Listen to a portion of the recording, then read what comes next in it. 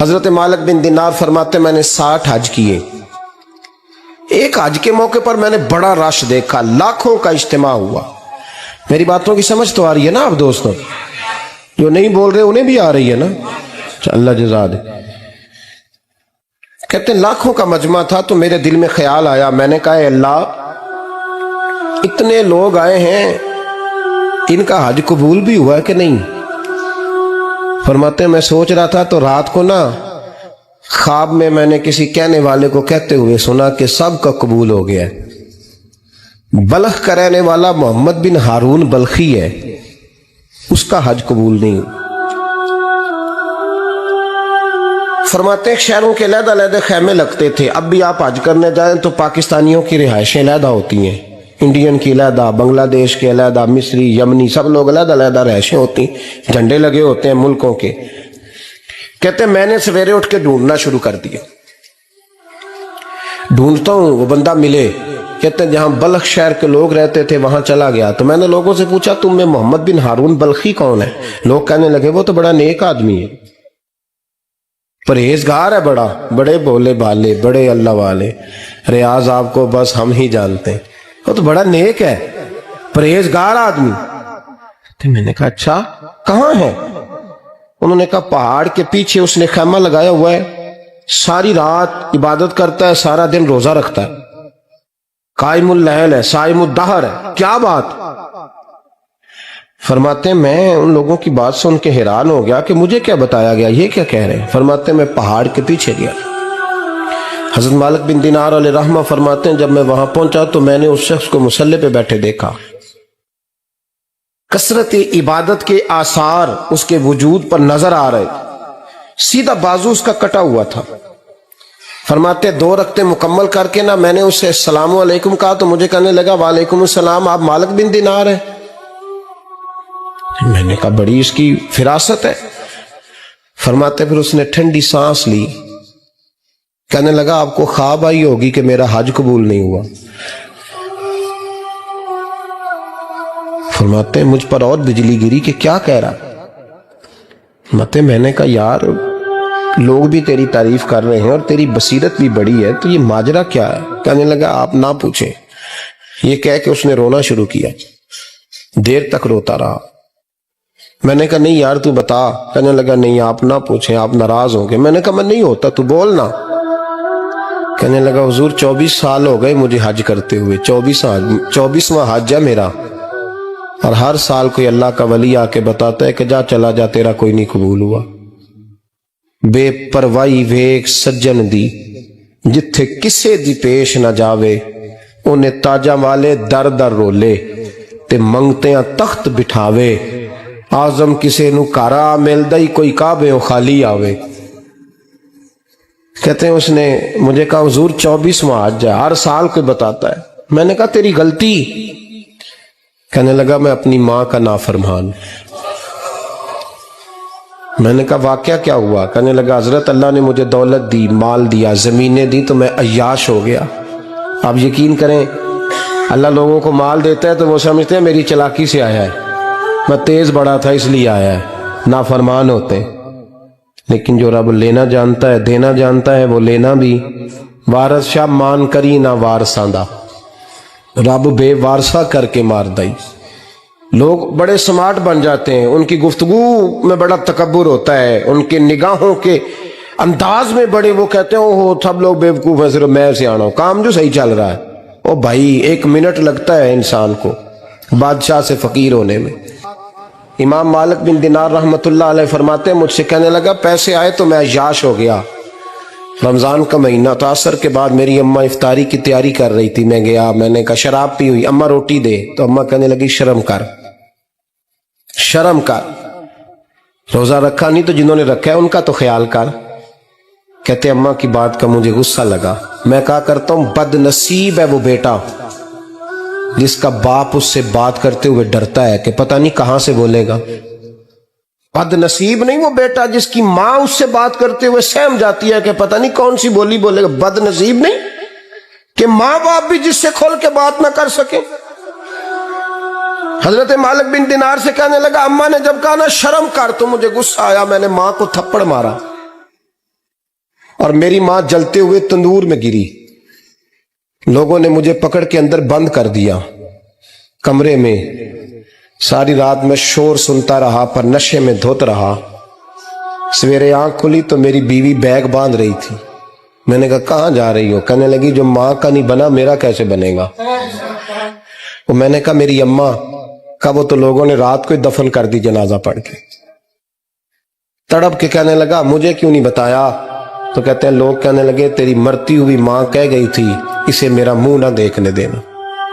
میرے جنازے کے قریب نہ آئے. حضرت مالک بن دینار فرماتے ہیں جب اس نے یہ بات سنائی تو میں نے بھی اس کے منہ پہ تھپڑ مارا. میں نے کہا تو اسی قابل ہے. کہتے ہیں وہ رونے لگا حضور دعا کرے اللہ مجھ سے راضی ہو جائے. کہنے لگا جب ماں کی انتقال کی خبر ملی تو میں نے کلاڑی لے کے وہ ہاتھ کاٹ دیا جس سے ماں کو مارا تھا. میں نے ساری جائیدادیں خیرات کر دی.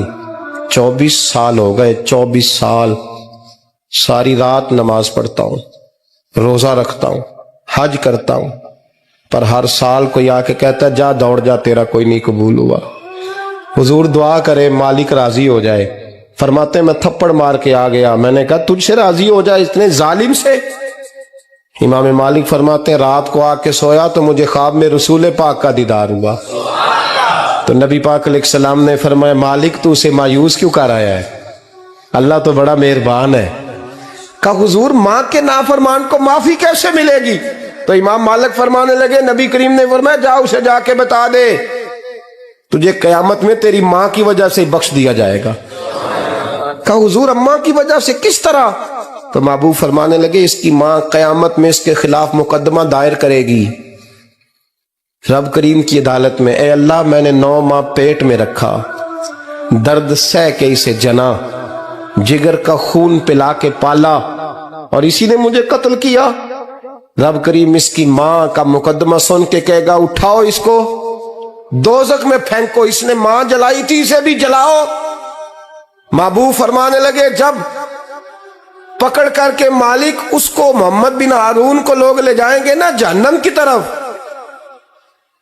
ابھی فرشتے گھسیٹیں گے ہی تو پلٹ کے پھر اماں کی طرف دیکھے گا اور دوسری دفعہ پھر گھسیٹیں گے تو پلٹ کے دیکھے گا اور تیسری دفعہ پھر پلٹ کے کہے گا اماں یہ مجھے جلانے لگے, اماں یہ جہنم میں پھینکنے لگے. میرے حبیب فرمانے لگے وہ جل کے مرنے والی ماں وہاں بھی بول پڑے گی, کہے گی یا اللہ چل میں نے معاف کیا تو بھی معاف کر دے. اے اللہ میں نے معاف کیا تو بھی معاف کر دے. اللہ تو معاف کر دے اسے, اللہ تو اس سے درگزر فرما, اسے معاف کر دے. میرے محبوب پاک علیہ السلام فرماتے رب کریم کہے گا اس نے تجھے جلایا, تو کہے گی اللہ یہ تو بیٹا تھا اس نے جلا دیا, میں ماں ہوں میرے سامنے جلے تو میں کیسے برداشت کر سکتی ہوں. فرمایا اس نے جلا کے مارا تھا پر اسی ماں کی وجہ سے رب کریم اسے جنت عطا فرمائے گا. پلٹا جا کے ماں کے پیروں میں بیٹھ, جا سویرے ان پڑھ باپ سے دعا کرایا کر, جا بالکل انگوٹھا چھاپ باپ سے صبح دعا کرایا کر, دیکھ رب کریم تیرے لیے رحمتوں کے دروازے کھول دے گا. اور آخری بات یہ بھی سن لے, ماں باپ کے انتقال کے بعد رشتے ختم نہیں ہوتے. رشتے ختم کیا دعا مانگتے ہو نماز میں ربنا اغفر لی, اس کا مطلب ہے ماں باپ تو ہے نا وہ جو اولاد بچپن میں چلی جائے گی نا نابالغی میں چھوٹے بچے, وہ قیامت میں ماں باپ کی سفارش کریں گے. ماں باپ کے انتقال کے بعد بھی اعلیٰ حضرت فاضل بریلوی نے 12 حقوق لکھے ہیں ماں باپ کے فتاوی رضویہ میں. فرمایا ان کے دوستوں سے دوستی رکھ, انہوں نے وعدے کیے تھے وہ وعدے پورے کر, اگر ان کے ذمہ قرضے ہیں تو ادا کر, اور اگر تیرے ماں باپ جو نیکیاں کرتے تھے وہ نیکیاں جاری رکھ. اور امام جلال الدین سیوطی نے شرح الصدور میں لکھا ہے زمین پہ رہ کے غلط کام نہ کرنا ورنہ فرشتے قبر میں جا کے تیرے ماں باپ کو کہیں گے تو کتنی بری اولاد پیدا کر کے آیا. اور فرمایا تو دنیا میں رہ کے اچھے کام کر, چاہے دعا مانگ چاہے نہ مانگ, فرشتے قبر میں جا کے کہیں گے کیا بات ہے تمہارے بیٹے کی, کیسا لال پیدا کیا ہے, دنیا خیر سے بھر دی ہے. اور بھائی مجھ سے کوئی بندہ پوچھے نا کہ ماں باپ کو اصالہ ثواب کا سب سے بہترین طریقہ, تو میں کہتا ہوں بیٹے نمازی ہو جا. کیا کر؟ تاکہ ہر نماز کی آخری رکعت میں تو کہے ربنا اغفر لی. نماز اللہ کی، ذکر ماں باپ کا، اللہ نے رکھ دیا ہے ربنا اغفر لی. ہر نماز کی ہر آخری رکعت میں ختم شریف پڑھا جائے گا، اور نماز کے اندر پڑھیں گے انشاءاللہ تعالی، پڑھیں گے نماز انشاءاللہ، وعدہ نہیں کرا رہا. داڑھی کس کی سنت ہے؟ نہیں جنہ نہیں رکھی ہو بولو، جنہ رکھی ہو تو بولن ڈایا نے. کس کی سنت ہے؟ تو سرکار کے غلاموں نے رکھنی ہے، کسی اور نے رکھنی ہے؟ غلام کہتے ہیں ابھی ہم نیک ہی نہیں، نیک ہوں گے تو رکھیں گے. وہ خدا کے بندو، نیک تو ساری زندگی بندہ نہیں ہوتا. کبھی کسی نے دعویٰ کیا ہے ولی غوث کتب نے کہ اب میں بالکل گناہ نہیں کرتا، میں پاک صاف ہو گیا ہوں؟ کیا ہے کبھی؟ یہ شیطان کا وسوسہ ہے. داڑھی حضور کی سنت ہے، اور رکھو تو نبی پاک کی مرضی کے رکھو، پوری مٹھی رکھو، اپنی مرضی کی نہ رکھو. جتنی مجھے اچھی لگتی ہے اتنی میں نے رکھ لی. ایک مٹھی داڑھی رکھیں. ساری دنیا کی ٹرینیں گزرتی ہیں تو گزر جائیں، نماز کا وقت نہیں گزرنا چاہیے. بس ختم ہو گئی بات. دنیا تو چند روز ہے. او پہ دس دیاں قبراں جنہ تے پھول پے، ادھروں کوئی نہیں جی آمدہ تے ادھروں لکھاں گئے. نماز سب سے پہلے، اس لیے کہ رب رسول کے بغیر ہمارا گزارا ہی نہیں. نماز، قرآن پاک اور درود و سلام، یہ قضا ہونا ہی نہیں چاہیے، جو مرضی ہو جائے. اور ساتھ ساتھ سنت اور شریعت کا لحاظ کرنا سیکھیں. اور میری اپیل یہ ہے، ہر عمارت پہ غلاف نہیں چڑھتا، صرف خانہ کعبہ پہ چڑھتا ہے. ہر کتاب کا غلاف نہیں ہوتا، صرف قرآن پاک کا ہوتا ہے. ہر بی بی کا پردہ نہیں ہوتا، صرف مسلمان عورت کا ہوتا ہے. جو چیزیں پردوں میں ہوتی ہیں نا وہ مقدس ہوتی ہیں. اور بھائی ٹافی سے بھی ریپر اتار دو تو مکھیاں بیٹھنے لگتی ہیں. تو جو بی بی پہ پردہ ہوگی اس پہ بری نظریں نہیں جمیں گی. ڈیوٹی ہے آپ کی، بیٹیوں کو پردہ کرائیں، بہنوں کو پردہ کرائیں، ماؤں کو گزارش کریں. پردہ حسن ہے مسلمان کا. جس گھر میں پردہ رہتا ہے اس گھر میں اللہ کے فرشتے رحمت نازل فرماتے ہیں. یہ کوئی فیشن، کوئی طریقہ، کوئی مطلب ہی نہیں ان چیزوں. با پردہ کریں اپنے گھروں کو. دعا کرتا ہوں اللہ تبارک و تعالی میری اس حاضری کو قبول فرمائے. اللہ آپ سب کا آنا قبول فرمائے. اور جو کچھ میں نے کہا اللہ تبارک و تعالی ہمارے دلوں میں، ہماری روحوں میں. میں تقریر بھی اتنی کرتا ہوں 35-40 منٹ کی، یہاں تو کچھ زیادہ ہو گئی ہے میرا خیال ہے. تھوڑی بات کرنے کی کوشش کیا کرتا ہوں. چلو میری رائے یہ ہے کہ خوراک تھوڑی ہو تو ہضم جلدی ہو جاتی ہے. ارسلان صاحب سے میں نے کہا میرا کھانا نہ پکانا. میرا موقف یہ ہے کہ محفلیں سستی کرنی چاہیے تاکہ زیادہ ہونی شروع ہو جائے. مہنگی بڑی ہیں اس لیے میں دس زیادہ ماڑا بندہ تے ہاتھ ہی نہیں نہ پاندا. تو میں کہا کرتا ہوں کہ کم سے کم خرچہ ہو. ہمارے کروڑوں روپیہ سالانہ لگتا ہے محفلوں پہ. اگر اربوں کہہ دوں تو پھر بھی بات غلط، لیکن اس کا رزلٹ ہمیں اس طرح کا نہیں ملتا جس طرح کا ملنا چاہیے. لیکن آپ نے عظمت والدین پہ پروگرام کیا. میری رائے یہ ہے کہ حقوق زوجین پہ بھی ہونا چاہیے. اور شادی سے پہلے ہر بچے کو میاں بیوی کے حقوق کا پتہ ہونا چاہیے. بعد میں 3 طلاقیں دے کے آ جاتے ہیں، کہتے ہیں مینوں پتہ ہی نہیں سی. تو اگر پہلے پتہ کر لیں گے تو یہ تماشا نہیں لگے گا. لیکن یہ کام ہوتا نہیں. بہن بھائیوں کے حقوق پر بات ہونی چاہیے، یہ بڑے ضروری کام ہے. اور یہ بھی سارا میرے نبی پاک کا میلاد ہی ہے، اس لیے کہ یہ باتیں مصطفیٰ نے سکھائی ہیں ہمیں صلی اللہ. ایک بات کہی حضرت نے، میں عرض کر دیتا ہوں. محدث ابن جوزی رحمۃ اللہ علیہ ایک بزرگ کے بارے میں فرماتے ہیں. وہ کہتے ہیں کہ بعض لوگوں نے تو ان کا اپنا نام لکھا ہے، اور بعض جگہ پہ ایک اور بزرگ کا ذکر ہے، اور بیان روایت حضرت محدث ابن جوزی فرماتے ہیں. وہ کہتے ہیں کہ میں گھر میں کوئی کام کرانا تھا، کام ہوتے ہیں نا چھوٹے موٹے گھر میں، تو فرماتے ہیں میں مزدور لینے گیا بغداد میں. چوکوں پہ مزدور ساری عمر کا مزدور ہی ہے نا بیچارہ. امیر تو امیر تر ہوتا جا رہا ہے اور غریب تر ہو رہا ہے. ہمارے تو پیر بھی لوگوں کو کہہ رہے ہیں فقیر ہو جاؤ، خود امیر ہوتے جاتے، خود روز بروز امیر ہو رہے ہیں. دنیا کو کہہ رہے ہیں فقیر ہو جاؤ. تم بھی تو تھوڑا فقر اختیار کرو نا بھائی، جو درس دے رہے ہو. اللہ ماشاءاللہ سب کی بات نہیں کرتا. فرماتے ہیں کہ میں نا مزدور لینے گیا، بغداد کے چوک میں مزدور بیٹھے ہوتے تھے.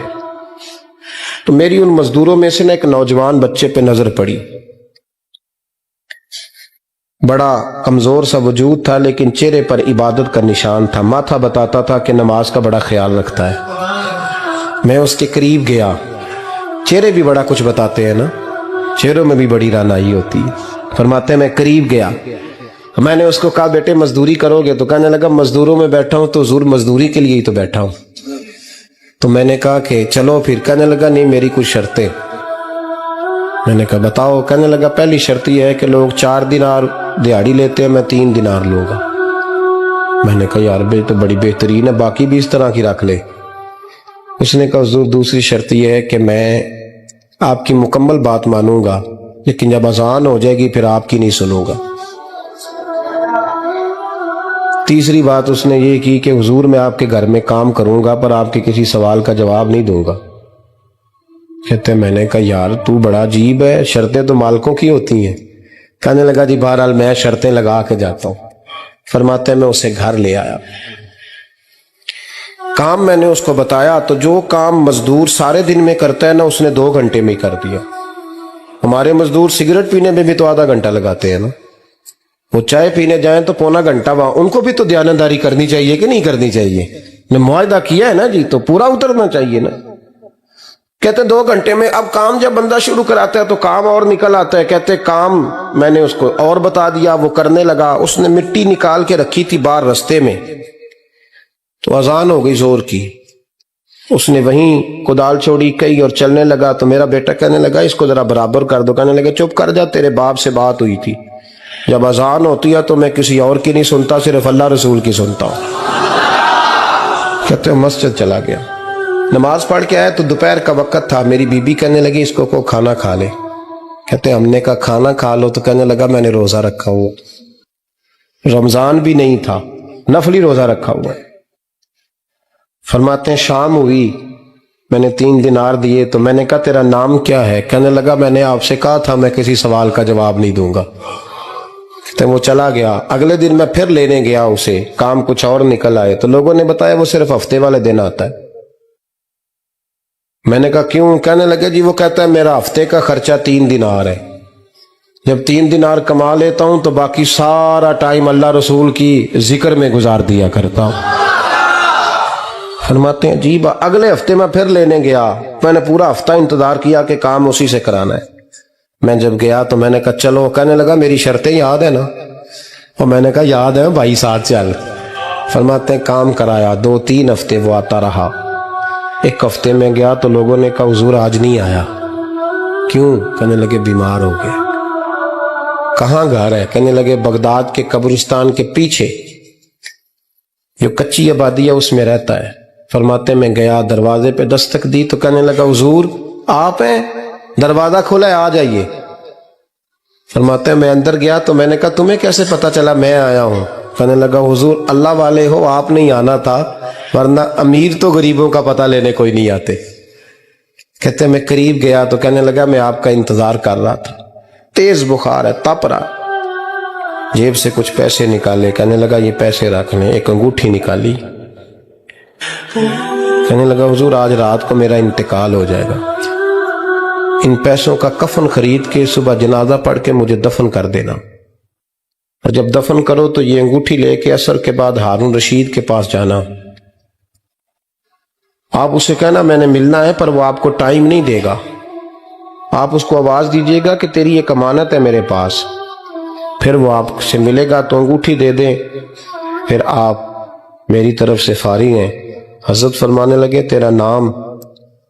और कहने लगा हुजूर वक्त थोड़ा है, आज रात मैंने जाना है, बड़ी लंबी माफी मांगनी है रब करीम से, अगर मुनासिब समझे तो मुझे अपने रब से तन्हाई करने दे। फरमाते हैं मैं आ गया, पर उसकी बातों ने मुझे हैं ये मैं यहाँ हाजिर हूँ, मैं यहाँ पहुँच गया हूँ, मैं यहाँ से निकल गया हूँ। अब सारा दिन स्टेटस लगाए मना नहीं है, पर यह कि भाई अपने वजूद से कोई काम भी ले, कुछ ऐसा करे जिसकी बरकत मरने के बाद कब्र में भी नसीब हो, जिसकी बरकत मरने के बाद आखिरत में भी नसीब हो, जिसका कुछ नफा भी हासिल हो। अब तो हम अपने दीनी कामों को भी दुनिया बना लेते हैं। اس میں بعض اوقات اتنا دکھاوا ہو جاتا ہے کہ دینی کام دینی رہتا ہی نہیں، وہ دنیا بن جاتا ہے۔ میں نے آپ سے وعدہ کیا تھا لمبی چوڑی تقریر نہیں کرنی، پر ایک دو بات سنیں تاکہ اپنی بات کو سمیٹنے کی طرف آؤں۔ حضور علیہ السلام نے فرمایا ایک تاجر، محض تاجر تجارت کرتا ہے، یعنی اسلام آپ کو یہ نہیں کہتا کہ آپ سارے کاروبار چھوڑ دیں، نوکریاں چھوڑ دیں، تسبیح ہاتھ لے لیں، مسجد میں بیٹھ جائیں، دنیا کا کوئی کام ہی نہ کریں۔ اسلام کہتا ہے سارے کام کرو، بس اپنی اپنی سیٹ پہ بیٹھ کے نا تو اللہ کے بندوں کا بھلا کرو۔ میرے پاس نا ایک مخصوص محکمے کے کچھ لوگ آئے، کہنے لگے ہمیں کوئی نصیحت کر دے، تو میں نے کہا میری نصیحت یہ ہے کہ جیڑا بندہ تہاڈے کو کام ہوندا ہے نا انہوں یہ نہ آکھیا کرو کل آئی، بھائی اتنی نصیحت ہے، اگر آپ کر سکتے ہیں تو آج ہی کر دیں۔ اللہ کے بندوں کو آسانی دیں، اللہ آپ پہ آسانی کر دے گا، کل آنا، پرسوں آنا، شام کو آنا۔ اچھا پھر مزے کی بات یہ کہ کوئی واقف مل گیا تو پھر اٹھ کے مل بھی لیتے ہیں، پھر چائے بھی پلا لیتے ہیں، پھر کام بھی کر دیتے ہیں۔ تو آپ نے اپنے منصب کا فریضہ نہیں ادا کیا، آپ نے تو تعلقات نبھائے۔ آپ کا منصب یہ تھا کہ جو بھی آتا آپ پیار کرتے، جو بھی آتا آپ محبت کرتے۔ تو میرے عزیز حضور فرماتے ایک تاجر تھا، تجارت کرتا تھا۔ تو ظاہر ہے کہ سب لوگ امیر نہیں ہوتے، کچھ غربا بھی ہوتے ہیں، تو کچھ غریب لوگ نہ ادھار لے جاتے تھے۔ تو پھر وہ تقاضا کرنے کے لیے لوگوں کو بھیجتا کہ جاؤ، بھیجتے ہیں نا سیلز مین کو پیسے، ہم اگرائی کہتے ہیں اپنی زبان میں، کہ جاؤ گرائی کر کے لاؤ۔ تو وہ جاتا کہ جا کر کے پیسے تم لوگوں سے لے کے آؤ۔ تو حضور فرماتے ہیں وہ پتہ کیا کرتا، وہ تاکید کرتا کہ جو آدمی امیر ہو اور جان بوجھ کے پیسے نہ دے اس پہ سختی کرنا، لیکن اگر کوئی غریب ہو، تنگ دست ہو، مجبور ہو تو اسے گنجائش دے دینا، ہمارا گزارا ہوتا ہے۔ قیامت میں جب وہ اللہ کے حضور کھڑا ہوگا تو رب اسے معاف کر دے گا۔ تو وہ عرض کرے گا مالک اس معافی کا سبب کیا بنا؟ تو اللہ فرمائے گا تو کہا کرتا تھا نا جو غریب ہوا اسے آسانی دے دینا۔ یا اللہ میں کہا کرتا تھا، فرمایا تو میرے بندوں پہ آسانی کرتا تھا تو میں آج تیرے اوپر آسانی نہ کروں؟ تو بھائی جو آپ خیر کر سکتے ہیں، جو آپ بھلا کر سکتے ہیں، جو آپ ڈیوٹی کر سکتے ہیں۔ دیکھو نا آج ہمارے زمانے میں کیا کس نظر سے لوگ دیکھتے ہیں مسجد کے مؤذن کو؟ اب تو امام خطیب کی کوئی قدر نہیں ہوتی جو 5 وقت نماز پڑھاتا ہے، لیکن جو آذان پڑھے، محض آذان، اللہ کی نظر میں اور شریعت میں تو اس کا بڑا مرتبہ ہے، لیکن عام لوگ کیا قدر کرتے۔ لیکن اگر کوئی اذان بھی اخلاص سے پڑھے نا تو فرمایا جہاں جہاں تک اس کی آواز جائے گی قیامت کے دن وہ ساری جگہ اس کے ایمان کی گواہی دیں گی۔ تو کوئی کام تو کرو نا بھائی، زندگی میں کوئی کام تو کرو نا۔ ہمارا آج مزاج بن گیا ہے بیٹھ کے مایوسیاں پھیلانا، فلانا بھی کوئی نہیں کر رہا، فلانا بھی کچھ نہیں کر رہا، فلانا۔ میرے پاس ایک صاحب آئے بڑے پریشان، کہنے لگے مولویاں پیراں دے دنیا بڑی خلاف ہو گئی۔ تو میں ہس پڑا، میں کہ پکی گل ہے، کہندا آہو، تے میں کہ بابڈا والے نو دعاواں دیندے نے لوگ، پولیس والے دے بارے کی خیال ہے؟ میں نے کہا ہمارا سارا ہی سب کا ایک دوسرے کے بارے میں یہی حال ہے، حالانکہ ہم باہر سے نہیں ہوتے، ایک بھائی بابڈا میں ہے، ایک پولیس میں ہے، ایک عالم دینہ صاحب آپس میں ہوتے ہیں، لیکن نفرتیں اتنی بڑھا لی ہیں، عداوتیں اتنی بڑھا لی ہیں کہ دور دور ہو گئے دل ایک دوسرے۔ تو سمجھنے کا مقام یہ ہے، غور کرنے کا مقام یہ ہے کہ زندگی کے اندر اتنے زیادہ مسائل کھڑے نہ کریں، کوئی خدمت کریں، کوئی ڈیوٹی کریں، کوئی کام کریں، اپنے والدین سے پیار کریں، بہن بھائیوں سے کریں، بیوی بچوں کا خیال کریں، پڑوسیوں کی مدد کریں، دوستوں کے کام آئے۔ صرف ایک فلسفہ چھوٹا سا بدلنے کی ضرورت ہے۔ آج پوری دنیا میں، پورے ملک میں یہ فلسفہ پھیل گیا ہے کہ میں بھلا کسی سے کام کیسے لے سکتا ہوں۔ یہ فلسفہ چھوڑ دیں، کسی سے کام لینا نہیں، کسی کو کام دینا ہے۔ بھائی چکر سے نکل آئیں کہ میں نے فلانے سے یہ کام لینا ہے، آپ یہ دیکھیں میں نے فلانے کا یہ کام کرنا ہے، بس اپنی صلاحیت سے لوگوں کا فائدہ کریں، نفع کریں، آپ دیکھیں کس قدر زیادہ برکات حاصل ہو جائیں گی۔ اسی پر میں اپنی گفتگو کو سمیٹتا ہوں، اللہ کے حضور دعا کرتا ہوں اللہ تعالیٰ عمران حیدر صاحب کی اور عرفان حیدر صاحب کی ہر دو حضرات کی مغفرت فرمائے، ہمارا جمع ہونا قبول فرمائے۔ مجبوریاں اس طرح کی ہوتی ہیں کہ ایک کے بعد دوسرا وقت دیا ہوا ہوتا ہے، ورنہ بزم کو چھوڑ کے جانا مناسب نہیں ہوتا۔ سادات کرام ماشاءاللہ سے یہاں جلوہ فرما ہیں، اور آپ کا کچھ پروگرام مزید بھی میرا خیال ہے آگے چلے گا، تو آپ ہاں جی پھر جو بھی آگے سلسلہ ہوگا وہ چلے گا۔ میں اسی پر اجازت، اٹھیے گا نا، کوئی دوست نہ اٹھیے، برکت اسی کا نام ہے کہ آپ احتیاط سے بیٹھیں اور ساری سلسلے کو چلیں۔